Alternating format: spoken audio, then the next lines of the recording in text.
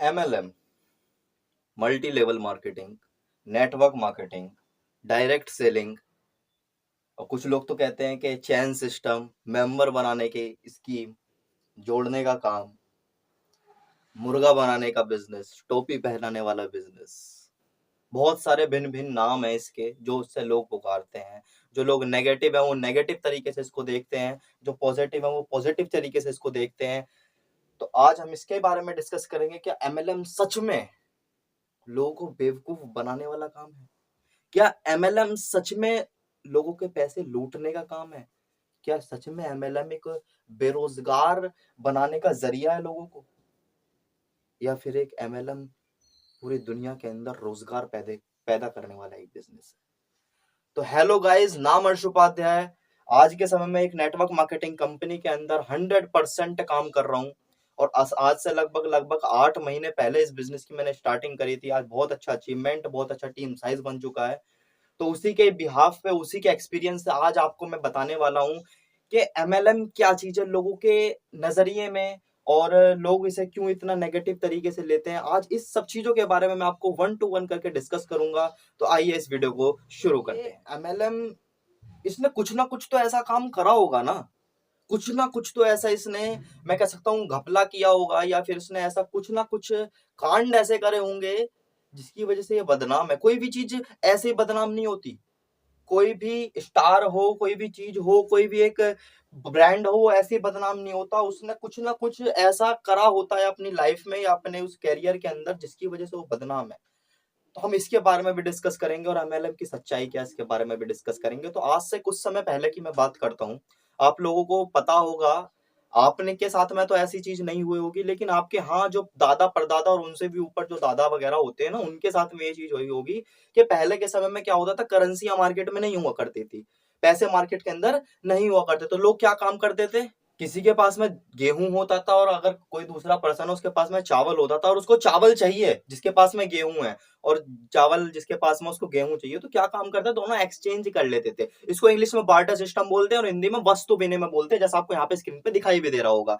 वस्तु विनिमय पहले के समय में चलता था, लेकिन इसके अंदर हुआ क्या, कोई भी पर्सन ना तो रिच था और ना ही कोई भी पर्सन यहाँ पर पुअर रहा। सबके सब समान कैटेगरी के रहे, क्योंकि कोई करेंसी मार्केट के अंदर नहीं थी। अब इसके बाद में जैसे ही इसका कुछ बुद्धिजीवी लोगों ने दिमाग लगाया, इसका एक एडवांस वर्जन जब लोगों ने निकाला, तो इसका एक एडवांस वर्जन आया जिसका नाम रखा गया शॉप, यानी कि हार्डकोर सेल। इसके अंदर क्या हुआ, जिस इंसान के पास में जैसा टैलेंट था उसका वैसा नाम रख दिया गया।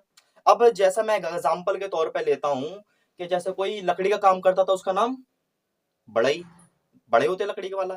और एक लोहे का काम करता था, उसका नाम लोहार रख दिया। जो सोने का काम करता उसका नाम सुनार रख दिया। जो मिठाई का काम करता उसका नाम हलवाई रख दिया गया। सबके टैलेंट के अनुसार उनका नाम रख दिया गया, और वो लोग अपने टैलेंट के हिसाब से काम करते थे, और जो प्रोडक्ट उनका बनता था वो अपने घर के बाहर में रख देते। और पहले के समय में साप्ताहिक पैट लगती थी, जैसे आज भी लगती हैं, तो लोगों को जरूरत के अनुसार लोग आते थे वहां पर, उन सामान को परचेज कर लेते थे। लेकिन इसके अंदर प्रॉफिट तो लोगों को हुआ, ऐसा नहीं है प्रॉफिट नहीं हुआ, क्योंकि करेंसियां मार्केट में आ चुकी थी इस टाइम तक, लोगों को प्रॉफिट हुआ। मगर एक चीज देखी गई कि ये जो सिस्टम था ये सेल्स को एडवांस करने का था, यानी बेचने का एडवांस वर्जन, बेचने को जो सेल थी वो ज्यादा बढ़ाने वाला बिजनेस था। मगर यहाँ पे जो सेल थी वो लिमिटेड रह गई। एक एग्जाम्पल के तौर पर बताता हूं मैं आपको। जैसे एक राम नाम का पर्सन है और एक श्याम नाम का पर्सन है। राम और श्याम दोनों बहुत अच्छे मित्र हैं। गाजियाबाद में रहता है राम, और लखनऊ में रहता है श्याम। अब राम जो है, श्याम जो है, बहुत अच्छे मित्र हैं। दोनों ने एक दूसरे को कॉल करा, यार बड़े दिन हो गए, एक बार आप ऐसा करो, मेरे से मिलने के लिए आ जाओ। तो राम जो है लखनऊ मिलने के लिए चला जाता है शाम से। और जब शाम से वहां पे मिलने के लिए जाता है लखनऊ में, तो शाम कहता है कि चलो यार बाहर घूमने चलते हैं। 1-2 दिन के लिए मिलने के लिए चले गए वो। अब बाहर जैसे ही जाता है तो रास्ते में चलते चले उन्हें एक मिठाई की दुकान मिलती है, एक हलवाई वाले की दुकान मिलती है। अब हलवाई की दुकान पे जाते हैं और बोलते हैं कि जो शाम है वो बताता है कि भाई ये हलवाई की दुकान पे जो बर्फी है ना, वो बहुत स्वादिष्ट है यार। मतलब ऐसी बर्फी मैंने अपनी जिंदगी में पहली बार खाई थी। मतलब इतनी स्वादिष्ट बर्फी है। इतनी ज्यादा तारीफ जब उसने उस बर्फी की करी, तो नॉर्मल सी बात है, जो राम है उसके मुंह में ऐसा लगा कि भाई पानी आ गया, ऐसा कह सकते हो आप लोग। और उसने कहा कि भाई इतनी अच्छी बर्फी है तो एक बार खा ही लेते, क्या दिक्कत है ना। अब उसके बाद में जब उसने कहा कि चलो ठीक है खा लेते हैं एक बर्फी, उन्होंने खाई, तो वाकई में राम ने ऐसी बर्फी अपनी पूरी जिंदगी में नहीं खाई। बड़ी ही स्वादिष्ट बर्फी थी। राम 1-2 दिन के लिए गया था लखनऊ अपने इस दोस्त शाम से मिलने। वापस जब वो आता है गाजियाबाद में अपने घर पे, तो उसका एक दोस्त उससे टकराता है कृष्णा नाम से। तो तब राम कृष्णा से कहता है कि भाई मैं अभी लखनऊ गया था कुछ दिन पहले अपने दोस्त से मिलने के लिए, और वहां पर मैंने एक हलवाई की दुकान पे एक बर्फी खाई, और वाकई में वो बर्फी इतनी स्वादिष्ट थी कि उसके जैसी बर्फी आज तक मैंने अपनी लाइफ में नहीं खाई, इतनी स्वादिष्ट बर्फी थी वो।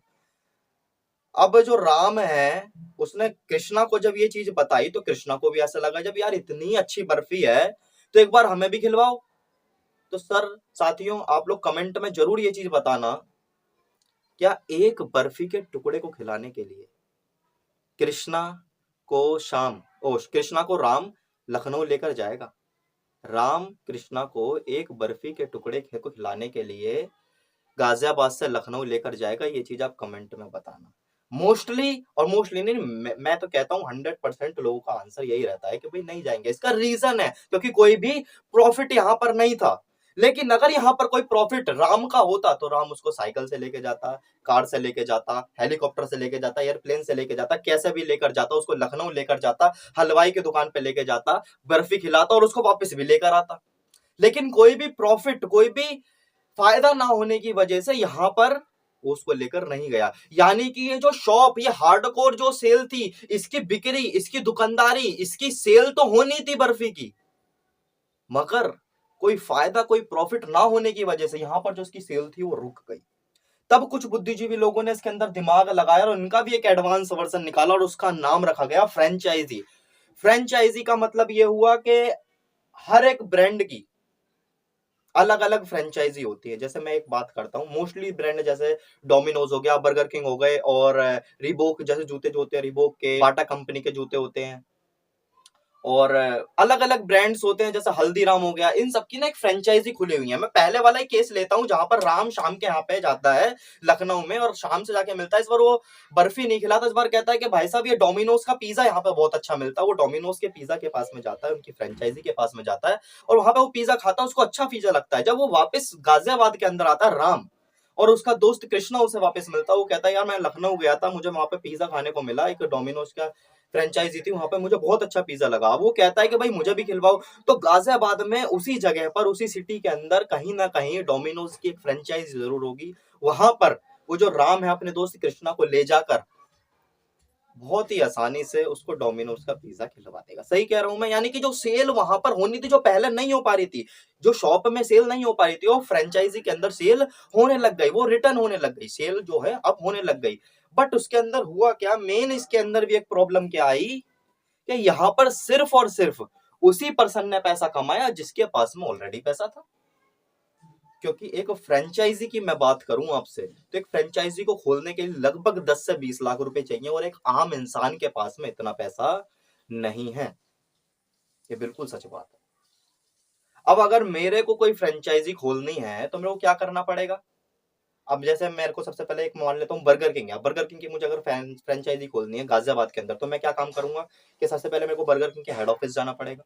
ठीक है, बर्गर किंग के हेड ऑफिस जाने के बाद वहां पे मेरे से कुछ जो सिक्योरिटी जमा होती है वो सिक्योरिटी मुझे देनी, पे करनी पड़ेगी। एग्रीमेंट होता है वहां पे, डॉक्यूमेंटेशन होते हैं, काफी सारे प्रोसेस होते हैं। उसके बाद में लगभग 15 से 20 लाख रुपए लगाने के बाद में मैं गाजियाबाद में एक अपनी खुद की फ्रेंचाइजी खोल सकता हूँ। सही कह रहा हूँ मैं?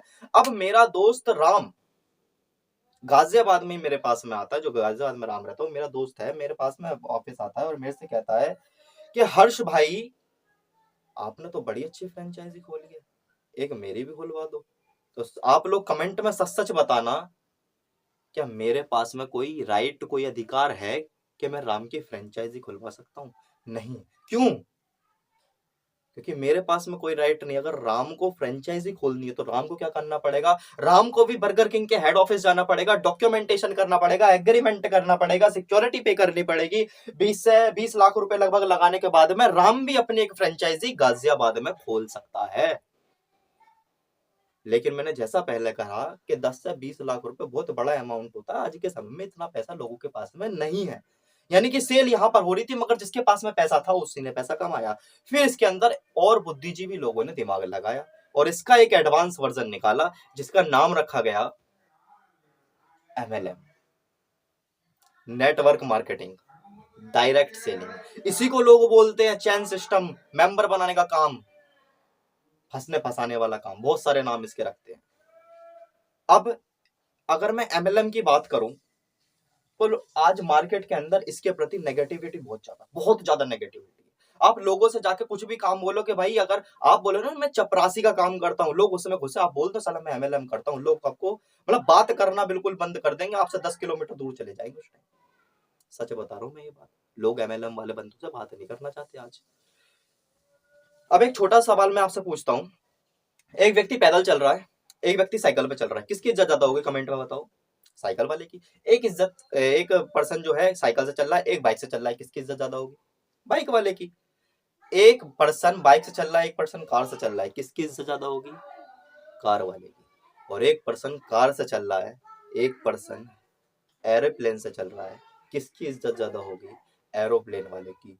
क्यों? एडवांस वर्जन है। बाइक साइकिल से एडवांस वर्जन है, कार बाइक से एडवांस वर्जन है, एरोप्लेन बाइक से एडवांस वर्जन है। उसी तरीके से वस्तु विनिमय बार्टर सिस्टम, ये सेल्स का सबसे ज्यादा जो पहले का वर्जन था, और एमएलएम सेल्स का सबसे ज्यादा एडवांस वर्जन है। बार्टर सिस्टम वस्तु विनिमय का सबसे ज्यादा एडवांस वर्जन कौन है? एमएलएम। अब जहां पर कभी भी कोई भी चीज एडवांस आती है तो उसकी जो इज्जत है वो बढ़ती है। जैसे मैंने बताया, एक व्यक्ति साइकिल पे चल रहा है, एक व्यक्ति अपने एरोप्लेन से चल रहा है, तो साइकिल वाले की इज्जत नहीं होगी, जो एरोप्लेन से चल रहा है उसकी इज्जत बहुत ज्यादा होगी, क्योंकि वो बहुत ज्यादा एडवांस वर्जन है। उसी तरीके से सेम टू सेम मैं वो अब आपको बात बता रहा हूं कि जैसा वस्तु विनिमय जो है, एमएलएम जो है वस्तु विनिमय का एडवांस वर्जन है। लेकिन उसके बावजूद भी आप देखो कि यहाँ पे इज्जत बढ़ी? सच बताओ, नहीं बढ़ी। यानी कि इस एमएलएम की इज्जत यहां पर नहीं बढ़ी, यानी इसने ऐसा तो कोई कांड करा होगा जरूर, जिसकी वजह से इसके प्रति इतनी ज्यादा नेगेटिविटी है मार्केटिंग को लेकर, मार्केट में। सही कह रहा हूं मैं? आज हम उसी नेगेटिविटी को देखेंगे कि ऐसा क्या हुआ, क्यों इतने ज्यादा लोग इसके प्रति नेगेटिव हैं, उसी चीज के बारे में आज बात करते हैं। ठीक है, तो सबसे पहले हुआ कि अमेरिका की एक कंपनी थी जो सेंट बनाती थी, और कैलिफोर्निया की एक कंपनी थी जो न्यूट्रिशन बनाती थी। उन दोनों के एमडी एंड सीईओ यानी कि मालिक बैठे और विचार विमर्शी हुई, और उन्होंने को कॉन्सेप्ट का निर्माण किया जिसका नाम रखा गया एमवे। डायरेक्ट सेलिंग इंडस्ट्री की, एमएलएम इंडस्ट्री की जननी अगर मैं कहूं तो गलत नहीं, क्योंकि Amway direct selling MLM industry की सबसे पहली कंपनी थी। जब ये अमेरिका के अंदर लॉन्च हुई, एमवे का मतलब है अमेरिकन वे, जब ये अमेरिका के अंदर लॉन्च हुई तो वाकई में लोगों ने बहुत पैसा कमाया। लोगों ने इसके अंदर काम करा, इसको समझा, जिसने इसकी एजुकेशन ली उन्होंने बहुत अच्छा पैसा बनाया। तब नेगेटिविटी नहीं थी इसको लेकर, बहुत लोगों ने बहुत अच्छे अच्छे पैसे कमाए, गाड़ी घोड़ा बंदूक सब ली लोगों ने, बढ़िया काम चल रहा था। तब उनके एमडी एंड सीईओ बैठे वापस, उन्होंने देखा, एक विचार विमर्श वापस हुई कि ये जो कॉन्सेप्ट है वहां पे चल सकता है जहां पर आबादी ज्यादा हो, यानी कि पॉपुलेशन ज्यादा हो, और दूसरा बेरोजगारी भी ज्यादा हो, अनएम्प्लॉयमेंट भी बहुत हो। तो नाम निकल कर आया हमारे प्यारे देश भारत यानी इंडिया का। और 1996 में यानी 1996 के अंदर एमवे को लॉन्च किया गया भारत के अंदर। और जब भारत के अंदर एमवे को लॉन्च किया गया 1996 के अंदर, तो उसके अंदर होता क्या है, ज्यादातर मतलब जब कंपनी लॉन्च हुई तो लोगों ने इसकी एजुकेशन ली, वहां पे भी एजुकेशन ली, और वाकई में वहां पे भी लोगों ने, भारत के अंदर भी लोगों ने इसके अंदर बहुत पैसा कमाया, बहुत।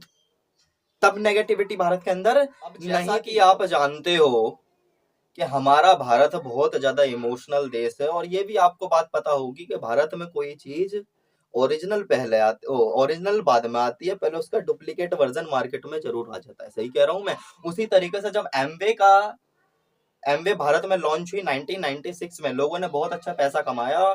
उस टाइम कुछ नई उम्र के लड़कों ने इसके अंदर दिमाग लगाया, और बिना एजुकेशन के उन्होंने सोचा कि भाई साहब ये कंपनी जो है बहुत पैसा बना रही है, इसका मालिक जो है बहुत पैसा कमा रहा है, इसके अंदर लोग आ रहे हैं वो बहुत पैसा कमा रहे हैं, यानी कि ये काम बहुत अच्छा है, इसमें पैसा बहुत कमाया जा सकता है। तो कुछ नई उम्र के लड़कों ने बिना एजुकेशन लिए अपनी खुद की कंपनी एक खोल ली, फर्जी कंपनी। क्योंकि पहले के समय क्या होता था, कोई गाइडलाइन थी नहीं, 1956 के तहत कंपनी रजिस्टर्ड और सीधा मार्केट में उतर जाती थी, है ना? तो उस टाइम क्या हुआ, सीधा सीधा लोगों ने क्या काम करा, कंपनी का निर्माण किया और कंपनी को लॉन्च कर दिया गया। और उस कंपनी के अंदर हमारे भारत का एक पर्सन ज्वाइन हो जाता है। कौन सी कंपनी के अंदर? फर्जी कंपनी के अंदर, जो उन लड़कों ने बनाई थी। उनके अंदर ज्वाइन होने के बाद में अब उसको भी ऐसा लगता है कि यही वही वाली एमवे वाली कंपनी है, कोई दूसरी कंपनी आ गई होगी। उसने क्या काम करा, अब हमारा बिजनेस है लोगों का, सबसे पहले हम लोगों के पास में जाते हैं, अपने रिश्तेदारों के पास में जाते हैं, और वो लड़का चला जाता है अपने मामा के पास में, और मामा से जाके कहता है, मामा 16,000 रुपए दे दो। आशीर्वाद दे दो अपना और 16,000 रुपए दे दो। मामा कहेंगे भाई आशीर्वाद मांग रहा है, आज तक तो तू मेरे पास में आशीर्वाद लेना आया नहीं है, आज कैसे आ रहा भाई? वो कहेगा मामा पूछो मत, बस तुम आशीर्वाद दे दो और 16,000 रुपए दे दो। कह रहा बता तो। अरे मामा, दोनों मामा भांजे करोड़पति बनेंगे, गाड़ी घोड़ा बंदूक सब लेंगे, तुम बस पैसे दे दो। ऐसे मत सोचो बस, आप मेरे पे विश्वास नहीं है क्या आपको? अब अगर मामा पैसे ना दे तो रिश्ता खराब, और पैसे दे दे तो पैसे खराब। तो आज इंसान भारत के अंदर रिश्ता खराब करना नहीं चाहता, वो पैसे खराब करना चाहता है। कि कोई बात नहीं, चल तू ले जा।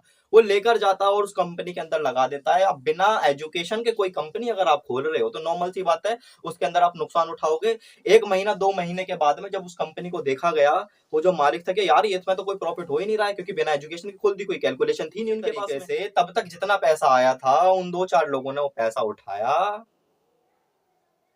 और भाग गए। यानी कंपनी ने पैसा जितना आया था वो कलेक्ट करा और कंपनी वहां से रफू चक्कर हो गई, यानी कि भाग गई। अब 1 महीने बाद में वो मामा फोन करता है भांजे के पास में, क्या भांजे यार तो पैसे लेके गया था, क्या हुआ उसका? अरे मामा क्या था वो, भांजे ने बात टाल दी कि मामा भी कॉल करता हूँ, बैठा हूँ कहीं। 1 दिन 2 दिन के बाद में मामा वापस कॉल करता है, भांजे तूने बताया नहीं यार, उसका कंपनी का पैसे वैसे नहीं आया यार, क्या हो गया? तू कह रहा था करोड़। अरे मामा कुछ नहीं मामा, वो यार वो कंपनी भाग गई यार। इतने में करके कॉल कट। अब पहले के समय में क्या होता था आपको पता होगा, रात के समय में, आज भी होता है मोस्टली गाँव में, कि पंचायत जुड़ती है। पंचायत जुड़ा करती है रात के समय में, लोग बैठते हैं 4-5-10-12 लोग बैठ के अपना बातचीत करते हैं शाम के समय में। तो मामा वहां पे बैठा हुआ, वो लोग बात कर रहे थे कि भाई वो नई कंपनी एक आई थी वो भाग गई, पता वो एमवे जैसी एक कंपनी आई थी वो भाग गई। अब मामा के तो 16,000 लगे हैं, तो मामा चुप कैसे बैठे? मामा खड़ा होकर तभी बोलता है, हाँ यार ये बेकार के काम होते हैं, मैंने मेरा भांजा आया था 16,000 रुपए लेके चला गया। इन कंपनियों में कुछ भी नहीं होता, ये जोड़ने का काम होता है, बंदे बनाने का काम होता है, मेंबर स्कीम होती है, इसमें कुछ नहीं होता, ये चैन सिस्टम के काम होते हैं। उस दिन से नेगेटिविटी फैलनी चालू हुई। देखो ज्वाइन किसने करा था? भांजे ने। ज्वाइन किसको करवाया? मामा को। मामा ने नेगेटिव कितने लोगों को करा? वहां पे बैठे 15-20 सबको नेगेटिव कर दिया। उन 15-20 लोगों ने नेटवर्क मार्केटिंग ज्वाइन नहीं करी, मगर वो नेगेटिव हो गए कि भाई साहब ये जोड़ने का काम है, ये बंदे बनाने का काम है। ये एमएलएम इंडस्ट्री मुर्गा लाओ मुर्गा की। एमएलएम का full form multi level marketing को छोड़कर लोगों ने बोल दिया मुर्गा लाओ मुर्गा। समझ रहे हैं आप बात को? उस दिन से नेगेटिविटी फैलनी इसके अंदर चालू हो गई। लेकिन अगर देखा जाए तो एमएलएम इंडस्ट्री है क्या चीज? सेल का सबसे ज्यादा एडवांस वर्जन एमएलएम। इससे ज्यादा एडवांस वर्जन मार्केट में अभी तक नहीं आया है। और अगर मैं ट्रेडिशनल मार्केट की बात करूं, पिछले 20 साल का इतिहास आप उठा के देखो, इतने करोड़पति, इतने अमीर लोग ट्रेडिशनल मार्केट से करोड़पति नहीं बने। इतनी नेगेटिव होने के बावजूद आज इंसान एमएलएम इंडस्ट्री से इतना ज्यादा करोड़पति बन चुका है। पिछले 20 साल का इतिहास उठा के देख लो आप। तो देखो एमएलएम इंडस्ट्री मेरे ख्याल से अब आपको समझ में आ चुकी होगी कि ये कोई गलत काम नहीं है, ये कोई बेकार काम नहीं है। हाँ, कुछ लोग इसके अंदर ज्वाइन हुए, उन्होंने बिना एजुकेशन के काम करना चालू करा और वो इसके अंदर फेल हो गए। कुछ कंपनी आई जो भाग गई, बिना एजुकेशन के कंपनी आई, वो लोग कंपनी भाग गई, उनकी वजह से इसके अंदर नेगेटिविटी आई। और रियलिटी में अगर देखा जाए तो ये जो चीज है, ये जो कंपनी है, ये जो एमएलएम है, ये गलत चीज नहीं है। इसको अगर समझा जाए तो इससे प्यारा, इससे खूबसूरत, इससे बढ़िया कॉन्सेप्ट आज मार्केट के अंदर नहीं। मैं हमेशा, एक मेरा स्टेटस भी अभी कुछ दिन पहले मैंने डाला था कि 21वीं सदी का जो पूरे भारत नहीं पूरी दुनिया के अंदर रोजगार पैदा कर सकता है एक एमएलएम इंडस्ट्री, और कोई भी नहीं। ये बात बिल्कुल सच है और इसको साबित करके दिखाएंगे। So thank you very much, wish you all the best and go success. Thank you दोस्तों।